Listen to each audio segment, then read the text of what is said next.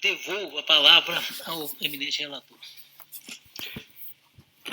Senhor presidente, dentre as preliminares arguídas, a única preliminar verdadeira é aquela que se refere ao pedido de não conhecimento do recurso por defeito da peça recursal, que teria deixado de nominar os recorridos. Eu verifico que trata-se de mera irregularidade, que não causou qualquer prejuízo. A parte não endereçou o seu recurso fazendo uso da expressão "e outros". Todos os recorridos estão devidamente identificados nos autos, de modo que essa preliminar não prospera. Prosseguindo para o mérito, iniciando com as questões de índole processual, que constitui o mérito do recurso, a primeira delas diz respeito à aptidão da petição inicial. Disse que a petição inicial é genérica e que não permitiu o contraditório e ampla defesa. Reconheço que a petição não é um primor, não é de boa técnica, mas permitiu o exercício do contraditório, permitiu aos requeridos exercerem as suas respectivas defesas com a necessária amplitude, como podemos testemunhar aqui das manifestações na tribuna. Um segundo ponto de índole processual arguído diz respeito a uma questão que este tribunal já decidiu. Alega-se ofensa ao contraditório e ampla defesa com a juntada de documentos na fase de alegações finais. A questão foi examinada pelo tribunal no recurso do Acordo 594/81 e a Corte determinou que o acervo probatório integral fizesse parte do processo e que o juiz de primeiro grau proferisse novo julgamento, que de fato aconteceu, estabelecendo-se o contraditório para todos os envolvidos e novo julgamento. O tribunal volta a reexaminar a questão porque a decisão anterior da Corte não estava sujeita a recurso, de modo que eu estou apenas reiterando a manifestação do tribunal em relação à juntada dos documentos.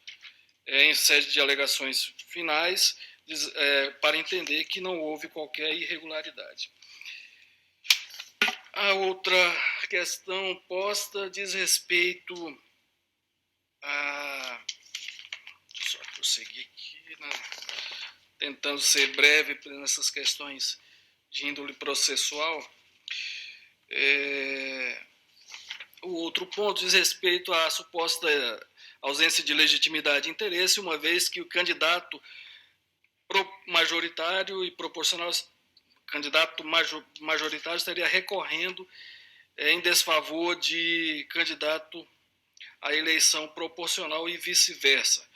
A jurisprudência do Tribunal Superior Eleitoral é no sentido de que os candidatos, independentemente se proporcional ou majoritário, detêm legitimidade para ajuizar a ação em julgamento. E, portanto, é parte legítima e detém interesse para postular em juízo. Quanto à alegação de ilegitimidade passiva, as alegações suscitadas diz respeito, obviamente, ao mérito. Aqui se questionam a inexistência de provas, a inexistência de intenção de prejudicar. Eu destaco neste ponto que essas questões relativas à existência de prova, elementos anímicos dos envolvidos não dizem respeito à legitimidade, mas a questão a ser aferida para julgamento da procedência ou improcedência do pedido. Caminhando para a questão de mérito propriamente dita, o caso aqui em julgamento envolve dois fatos distintos. A primeira, a simulação de atendimentos médicos com o fim de formar elemento probatório de vínculo com o município, transferência fraudulenta de títulos eleitorais. E o segundo fato é a distribuição de lotes no município de Lajeado em troca de votos. São esses dois fatos. Em relação ao primeiro fato, que diz respeito à simulação de atendimentos médicos para transferência fraudulenta de eleitores, o voto foi distribuído previamente. Faço uma análise de todo o acervo probatório para concluir, em relação a este ponto, que não há prova suficiente que autorize uma condenação. Examino todo o acervo probatório encaminho conclusão nesse sentido.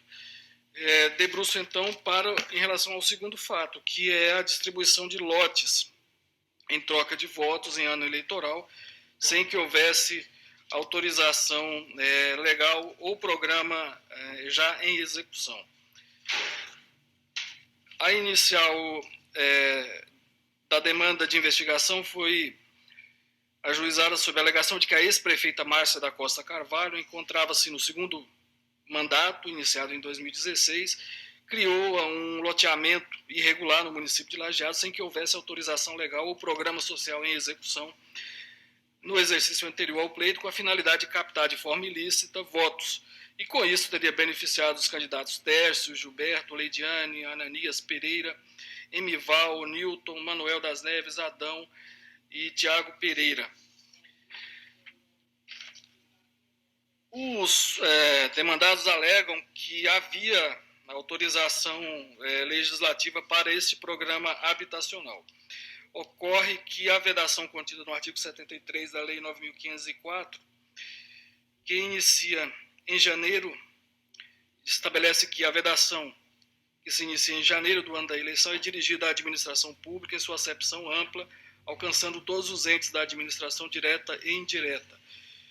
A legislação reputa lícita a distribuição gratuita de bens, valores e benefícios, mesmo em ano eleitoral, em casos de calamidade pública, estado de emergência e em casos de programas sociais autorizados em lei e já em execução orçamentária no exercício anterior.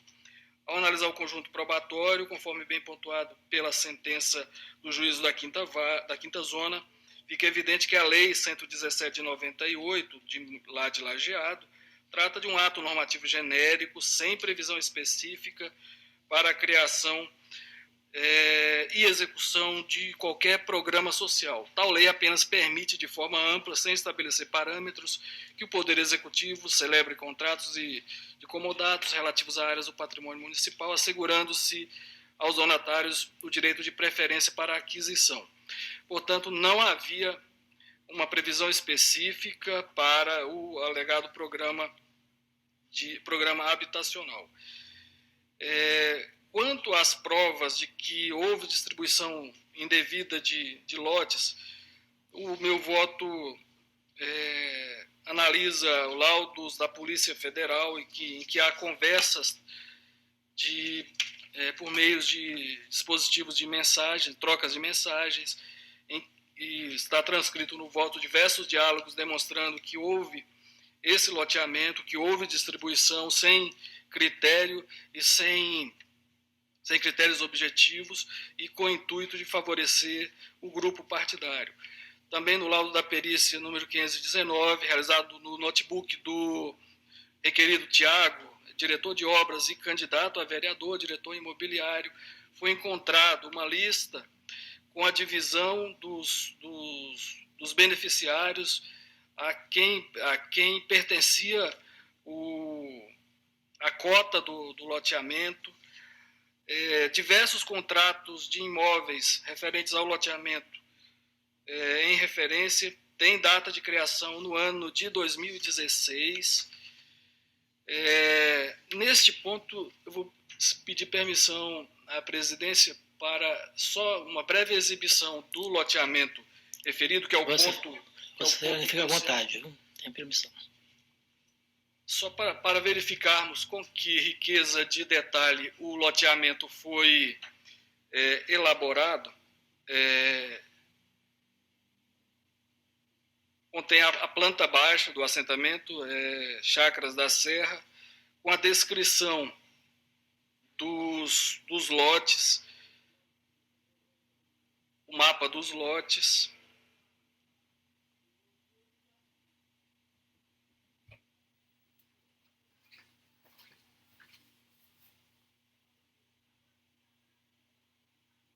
só destacando um dado cronológico, que esse arquivo encontrado no computador periciado do requerido tem data de criação de 19/4/2016.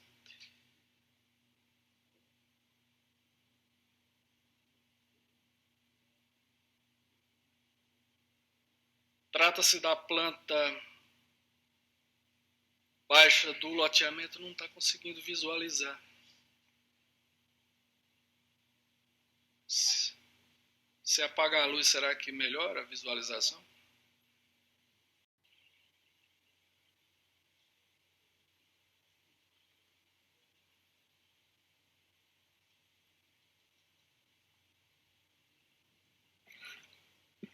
Isso é meio difícil para minha orientação espacial. Mas, enfim, a planta do loteamento está com as legendas identificando os nomes dos vereadores, tá? Vereador Adão, vereador Newton, vereador Emival, vereador Ananias, e as respectivas legendas com as cores correspondentes e os lotes. Acho que já deu para entender como é que foi a geografia do loteamento. Podemos prosseguir então. Esse mapa encontrado e periciado no computador do requerido Tiago. No laudo, a prova testemunhal, eu transcrevo os depoimentos, vou abster de ler, até porque eu disponibilizei o voto previamente.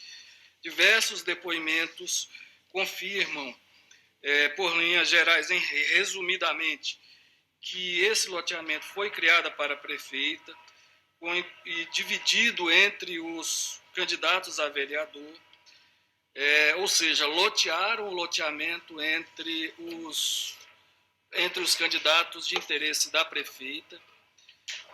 Diversos contratos de comodatos foram encontrados em poder dos requeridos. Eu faço o exame detalhado em relação a cada um dos requeridos, as provas periciais que foram feitas, os depoimentos testemunhais, confirmando, portanto, a ilicitude da criação desse loteamento e o intuito de obter dividendos com a distribuição sem critérios de imóveis a pessoas do município de Lajeado.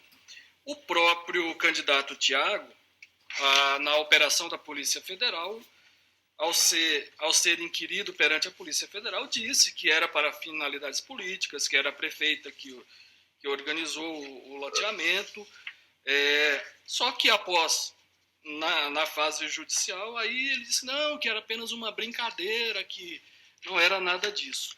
Mas estava no computador do próprio Tiago. O depoimento perante a Polícia Federal, ele diz também que a distribuição era feita sem qualquer critério, às vezes só de boca pela própria prefeita, que inúmeras pessoas buscavam declarante para identificar os lotes que a prefeita Márcia apontava como doado, que não havia qualquer controle sobre a distribuição desses lotes, e, enfim.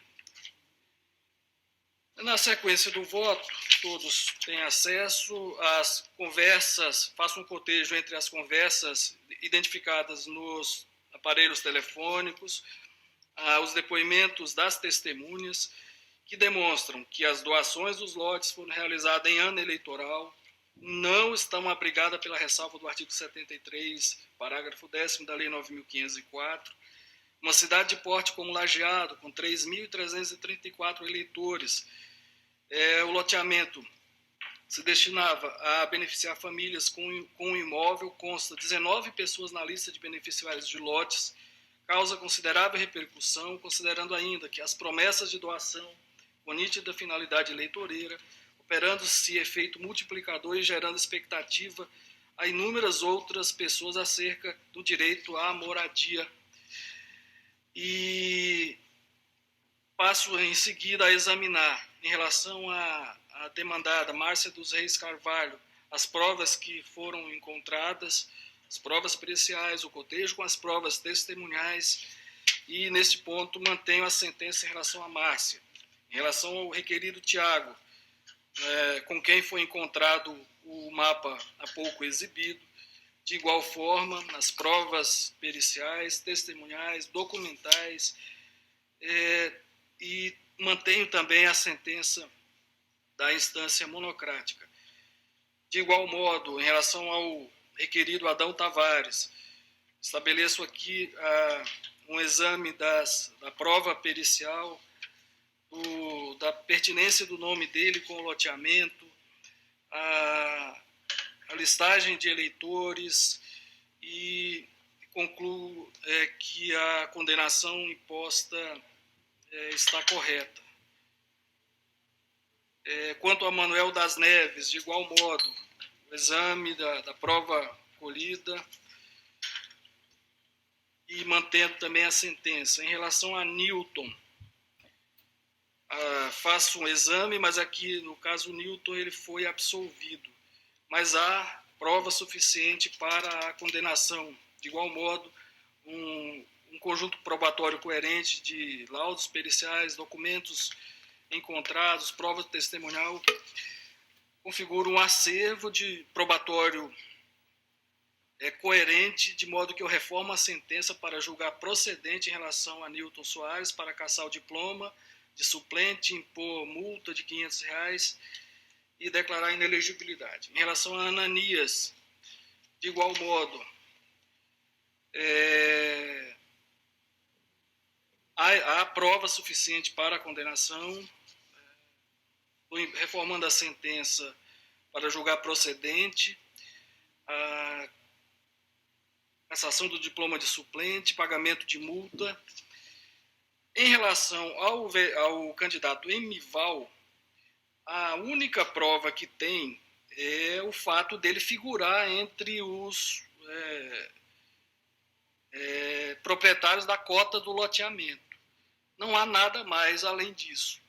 Embora haja esse início de prova, eu acho que não é suficiente. Em relação aos demais, além do loteamento,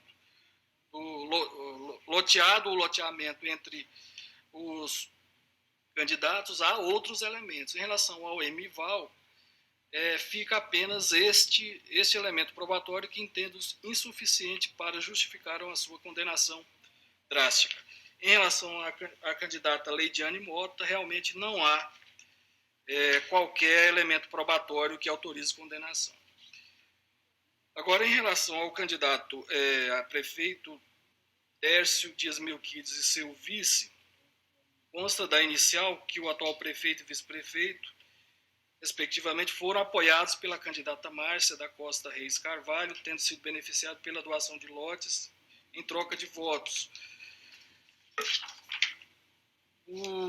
Argumentou que no mês de abril de 2016 o nome de Tércio foi lançado pelo Partido Social Democrático como pré-candidato ao pleito de 2016 em Lajeado, com apoio integral da então prefeita Márcia, o que pode ser depreendido pelas matérias jornalísticas e imagens de ambos juntos em eventos políticos. No caso, conforme já exposto acima, estou comprovado que houve distribuição irregular de lotes em ano eleitoral, que não se enquadra na ressalva prevista no artigo 73, parágrafo 10º da Lei 9.504, o que isso acabou propiciando vantagens de cunho eleitoral em relação ao candidato a prefeito, condutas que reputo graves.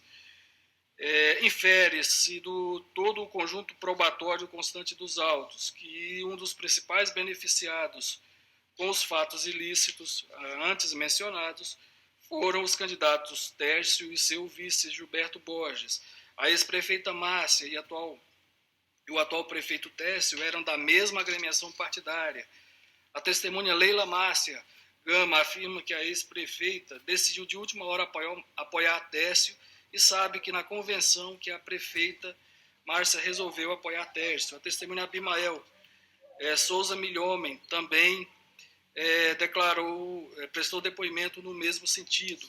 O laudo de perícia número 508 de 2016, realizado no aparelho celular de Tiago Pereira, diretor de obras e candidato a vereador, foram encontradas diversas mensagens enviadas e recebidas que mencionam a divisão e distribuição de lotes no loteamento lajeado que propiciam vantagens de cunho eleitoral e é citado o nome do candidato Tércio.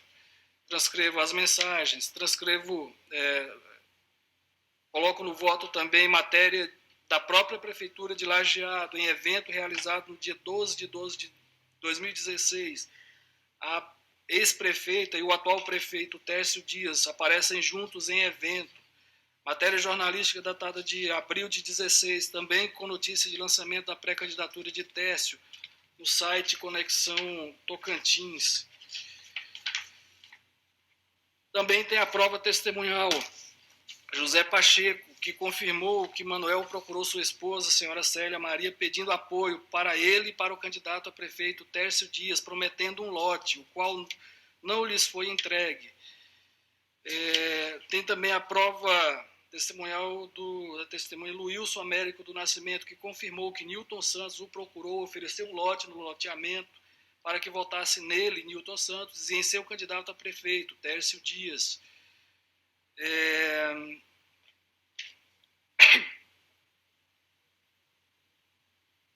E, enfim, o conjunto probatório é coerente também em relação ao candidato a prefeito e prefeito eleito Tércio Dias e Gilberto Borges, de que os ilícitos praticados pela ex-prefeita se destinavam e também beneficiaram a sua candidatura. Desse modo, já encaminhando para a conclusão, restou comprovado que a ex-prefeita Márcia Carvalho apoiou a candidatura do atual prefeito e vice-prefeito e, de consequência, foram beneficiados com os fatos ilícitos, devendo ser imposta a sanção de cassação do diploma de Tércio Dias e Gilberto Borges, nos termos do artigo 22, inciso 14 da Lei Complementar 64/90. Quanto à sanção de inelegibilidade, não é cabível, tendo em vista a jurisprudência do Tribunal Superior Eleitoral, no sentido de que a sanção de inelegibilidade tem natureza personalíssima, razão pela qual incide somente perante quem efetivamente praticou a conduta. Deliberando sobre as consequências da cassação, observo que o Supremo Tribunal Federal declarou a inconstitucionalidade da expressão trânsito em julgado constante do artigo 224 do Código Eleitoral, com redação dada pela Lei da Reforma Política, e, de consequência, passou a entender o TSE que, uma vez esgotadas as instâncias ordinárias, ressalvada a obtenção de eventual provimento cautelar perante a instância extraordinária, deve ser realizada nova eleição, uma vez que os eventuais recursos extraordinário e especial não têm efeito suspensivo automático. Quanto aos vereadores que tiveram seus diplomas cassados, os votos dados aos candidatos não são anulados, mas contados a favor da legenda, aqui entendido partido ou coligação, pela qual o parlamentar cassado se candidatou por força do artigo 175, parágrafo 4º do Código Eleitoral, conforme entendimento do TSE que cito no voto. Concluindo, nego provimento aos recursos interpostos por Adão Tavares, Márcia da Costa, Tiago Pereira e Manuel Dias para manter a sentença de primeiro grau. Dou parcial provimento ao recurso interposto por Antônio Luiz Bandeira Júnior para manter a sentença de primeiro grau, que julgou improcedentes os pedidos formulados na ação em relação a Emival Parente e Leidiane Souza. Reforma a sentença de primeiro grau para julgar procedentes os pedidos na ação em desfavor de Newton Soares e Ananias Pereira para cassar os diplomas de suplentes, condenar ao pagamento de multa de R$5.000 pela prática de conduta vedada, declarar inelegibilidade pelo prazo de 8 anos, nos termos do artigo 22, inciso 14 da Lei Complementar 64. Reforma a sentença de primeiro grau para julgar procedentes os pedidos deduzidos na ação em desfavor de Tércio Dias e, em consequência, cassar os diplomas de prefeito e vice, respectivamente, nos termos do artigo 22, inciso 14 da Lei Complementar 64/90. Determina a realização de novas eleições no município para o cargo de prefeito e vice-prefeito e determino que, após o esgotamento de eventuais embargos de declaração, também em relação